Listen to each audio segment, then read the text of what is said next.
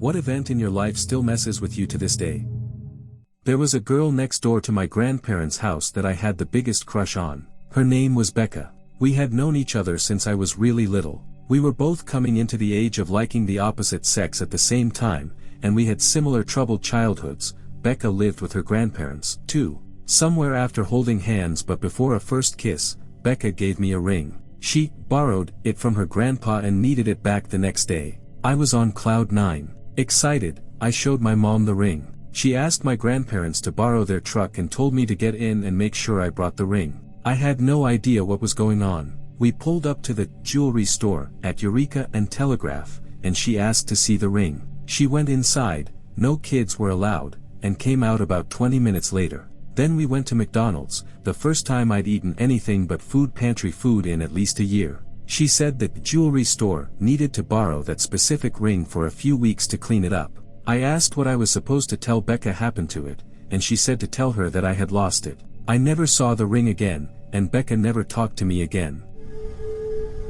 When I was 16, I was on my way to take the SAT on a Saturday morning. I pulled up to a four-way stop on a quiet street and looked both directions. I glanced to my right and saw a car way down the road, didn't look for more than a second, and thought I was good since he had to stop at his stop sign. I entered the intersection and looked to my right again, and the car was already at the intersection. He was going 55 miles per hour on a 25 miles per hour road. He was not stopping. Time slowed down as I realized, oh, he's about to T-bone the side of my tiny pickup truck. So I looked away from the window to keep my face safe from any potential flying shards of glass. I white-knuckled the wheel, and just hoped for the best. He flipped my truck. I rolled onto my side and nailed a telephone pole with the top of my truck. As I was lying there on my side, I was feeling all over my body, expecting to be badly hurt and in shock, but amazingly my worst injury was a scraped elbow. This was nearly 10 years ago, and even today I drive like a grandma when it comes to intersections. I'll wait an extra few seconds every time if I feel like a car is approaching too quickly. There have been times when a car is coming up quickly and my heart rate will skyrocket because I think I'm about to get hit again. I have never trusted another driver since that day, and being that defensive has never steered me wrong. On the bright side, the guy who hit me immediately called the police, then shoved his shirt through a crack in my door so I could cover myself while the cop broke the window and pulled me out. He broke several bones, admitted fault to the police the second they got there, and personally apologized to my hysterical mother and myself multiple times. As upset as I was that he hit me, at least he wasn't a bad person. I still took the SAT too, and my hand was shaking from adrenaline the entire time.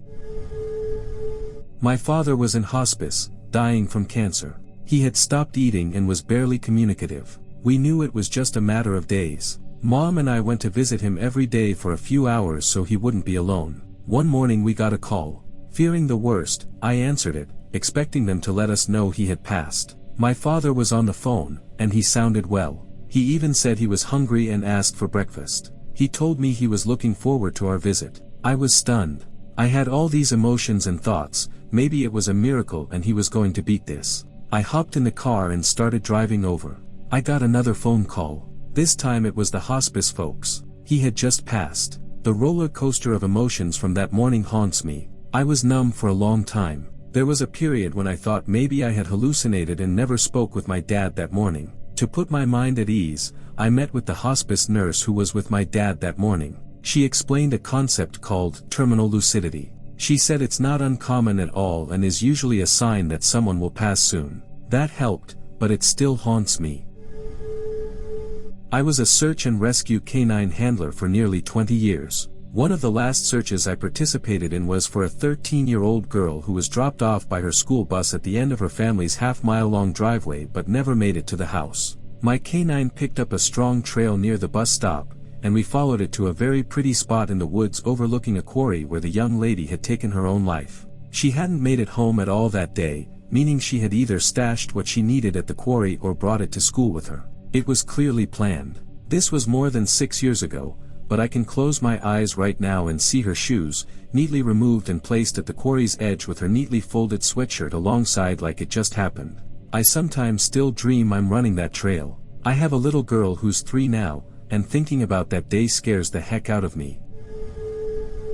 I was raised Mormon, and, hands down, my 2-year Mormon mission. As a kid you sing songs like, "I hope they call me on a mission." You are told it is the best 2 years of your life. You hear amazing stories from your father, uncles, grandparents, cousins, teachers at church about the fun they had, about the miracles they saw. And so you get ready to go. You buy the suits and shirts and ties and slacks and shoes. You see the total bill make your parents' eyes water. You see, they can barely afford to keep you and your 8 siblings fed, so $2,000 for cheap suits, 10 shirts, and nice shoes is a massive sacrifice. But it is all for God, so you know it is right. You get to the missionary training center and are surrounded by thousands of others just like you with a shared dream, with similar family stories. You are taught to be perfect. You are taught that if you are not perfect, it is your fault when you do not baptize people in your assigned area of service. And so you forget yourself and go to work, yielding your personal needs to the whims and instructions of the church, of your mission leaders. You get to your assigned area, I was in Central America, and quickly realize that it is much harder than you were told. It is not safe, but your companion helps you learn how to identify gang members and keep clear of them. You thank God you are in a religious country where people may disagree with you, but ultimately do not bother you because you are a Christian missionary. One day, when you are teaching a lesson about God, you hear multiple gunshots from out front, 3 houses down, followed by a speeding car. The lesson is over.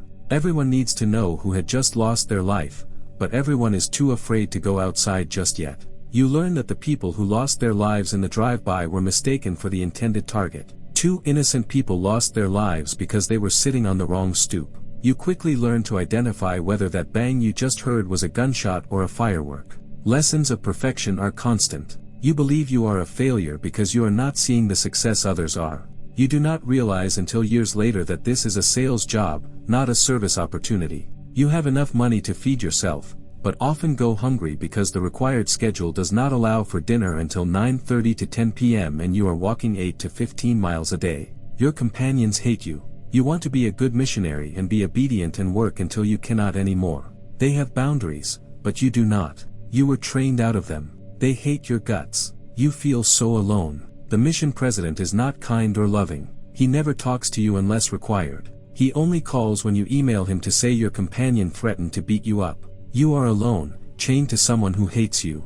With every new assigned companion, you hope for someone good to work with. Every new assignment, your heart sinks. It is another problem missionary. You are babysitting again. You cannot call your parents except at Christmas and Mother's Day. You can send them 1 email a week. You are told to never share negative stories lest your parents worry for you. You do not tell your parents about almost being mugged by a drunk gang member. Thank God for those kids who pointed you down the alley to get away quickly. You worry about how your parents can afford to pay for you to be there. $400 per month is a lot of money when there are so many mouths at home to feed. You are grateful for the financial help others in your community are offering to pay your way. Years later you learn that your mission president has all his expenses paid for, including a penthouse in the right part of the city, food, flights for kids to visit, gifts for kids and grandkids, and more. A bat gets into your bedroom through the 4-inch gap between the wall and sheet metal roof. Tarantulas and scorpions make regular appearances in your home when it rains. You serve your 2 years and go home. After 2 years in Central America eating beans and rice, you go to Costco and have a nervous breakdown at the excess of America. You spend $1,100 on a new computer so you can go to college. You feel immense guilt for taking care of yourself. It has been 10 years since I got home and I have spent countless hours in therapy dealing with it. I hate the Mormon church so much. I hate what they do to kids and how they take advantage of youth.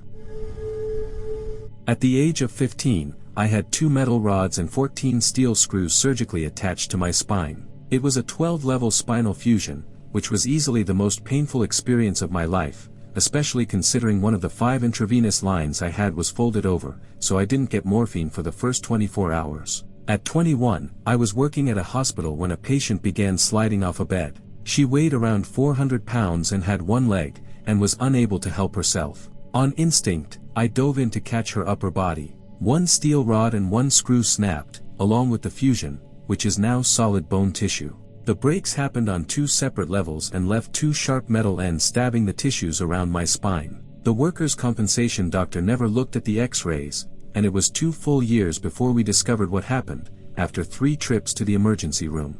The injury and resulting surgery left me with permanent damage, and I lost 80% of my work functions, meaning 80% of what I could do on the job, I couldn't anymore.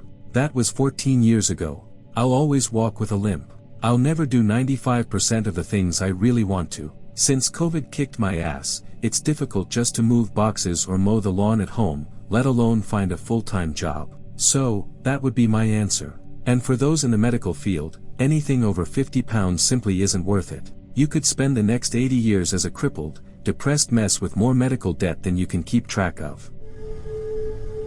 I was fast asleep and was suddenly woken by the sound of loud hums broken by giggling. I looked over, and there was my husband, in some kind of trance, humming and giggling in bed. I shook him. No response. I turned on the light and he didn't flinch, but began flapping his arms. He's not a drug user, but I had just gotten home the day before from a 2-week work trip and had noticed he was acting really strangely, rhyming words when he talked. But now, it honestly looked like he was extremely high, and he was completely unresponsive. I called 911, and the paramedics came. Over that time he slowly emerged from it and started talking. His blood pressure was 180/120 while sitting quietly. He's a healthy guy in his 30s. They insisted on taking him to the hospital. We spent several hours there, and over that time he began freaking out at me for calling 911, we're in Canada, so it's free. He took off his wedding ring, threw it in the garbage, and told me I was a horrible person he never wanted to see again. That's when the nurse sat me down and told me what was going on. Bipolar disorder. He was in deep mania and was psychotic. They involuntarily admitted him, and he spent the next few weeks coming down from it. In that time, I grieved as if I had watched him die. Watching your partner go completely psychotic is so heartrending. They're just totally gone, their body is there, but they are not. It took me a long, long time to recover. He's now, after 2 years, stabilized on the right medications. He's able to hold down a job, he's back to his whole self, and we've talked everything through. It's a cruel disease, but treatable. Aortic dissection in my late 30s. I had an aneurysm that burst. An 8-hour emergency open-heart surgery. I barely made it. Even my surgeon was surprised I was all there when I woke up the next day. The rest of my body still worked, barely, and I knew who and where I was. A 2% chance of surviving it. Never mind still being able to walk, talk, and take care of yourself. I got lucky. No stroke. None of my organs failed. It felt like heartburn at first. I went to grab some Tums from the medicine cabinet. I knew as I was walking to the bathroom that something was very wrong. So I ran to my wife's car while yelling, "We have to go to the hospital." Within 5 minutes I was crying out in pain. It felt like I was being torn from the inside with intense burning pain. They said if I had waited for an ambulance I would have been dead. Everyone this happens to has post-traumatic stress disorder. I was told it is one of the most painful things we can experience. I believe it. It has been a few years now.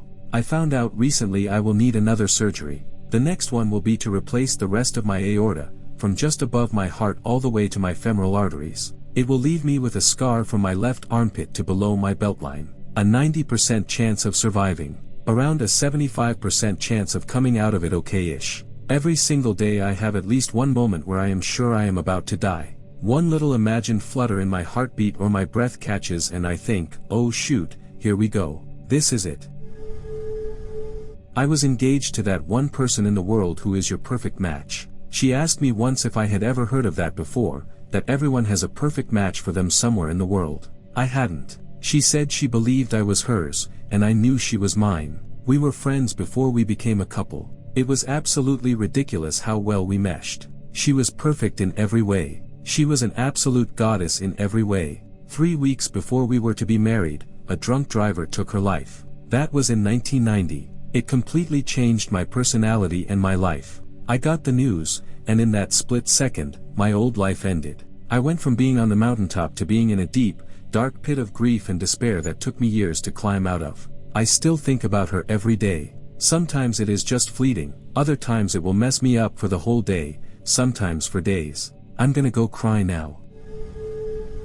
Becoming bedridden with a severe disability at 21. I used to be a bodybuilder and marathon runner. I was an attractive and adventurous young girl, a top university student, and ready to start my career in accounting. One day, I started feeling incredibly ill due to a viral infection. It was awful. Every bone in my body ached, and I would yell from my bed in pain, over and over again for hours. It lasted 2 to 3 days. Turns out it was the Epstein-Barr virus reactivating. I never recovered. I now experience extreme body aches, severe nerve pain all over my body, and fatigue like no other. I leave my house maybe once a month for 1 hour maximum. Out of desperation, I have started an accounting business from my bed and have been able to supplement my disability payments. But it is not the same. It has been 5 to 6 years now. I cry regularly. I miss the outside world. I have lost all my friends, and I can only see my partner of 8 years once a week. I am only here for my dog, 15 years, and my parents, 78 years. I am a prisoner in my own home. There is nothing for me now. I worked at a car rental place at an airport for a while. I worked overnights in a parking garage and manned the little booths where you show your paperwork and driver's license before you leave. It was a super morbid place, and I didn't expect so much shit to happen, but here are a few. A schizophrenic lady renting a car told me how she was going to kidnap her daughter from her husband. I called the police while she was picking a car and had to stall for them to arrive. She kept asking me who was whistling at her when no one was. The cops questioned her, she told them exactly what she told me, and they still let her go. I never got a chance to follow up with her. I was walking from the garage to the terminal when I saw a guy in a coat lying on the ground. It happens a lot. People walk into the Florida heat and humidity wearing coats and pass out. Except this guy had apparently had a heart attack and had lost his life before I found him. I got numerous emails about cars I had handled paperwork on being involved in fatal accidents. An automatic report gets filed when it happens, and I have to submit documentation. It never gets less creepy when I realize I remember the person. A lady was fighting with her boyfriend on the phone on the top floor of the garage. I was on the bottom floor with a view of the whole thing. I went back inside my booth, and a few minutes later stepped out to see her lying on the ground. She had jumped, and I knew without even checking that she had not survived. I called paramedics and let them deal with it. The worst part was seeing her luggage still up on the top floor leaning against the railing. There was this place on the river where a small bridge created a miniature pool, and it was a paradise. One day, we saw firefighter fast boats and an ambulance rushing along the river, and they made us evacuate. It turns out a 17-year-old boy had jumped from a car bridge just 1 kilometer back and into the river as a challenge. While he was struggling to get out, a 14-year-old girl saw him and tried to save him but got stuck as well. Fortunately, a local canoeist was around, and he rushed towards the two. He only managed to save the girl, but it was too late for the boy. A couple of minutes later, while my dad was trying to get the car out of there, a helicopter came over and pulled the body up.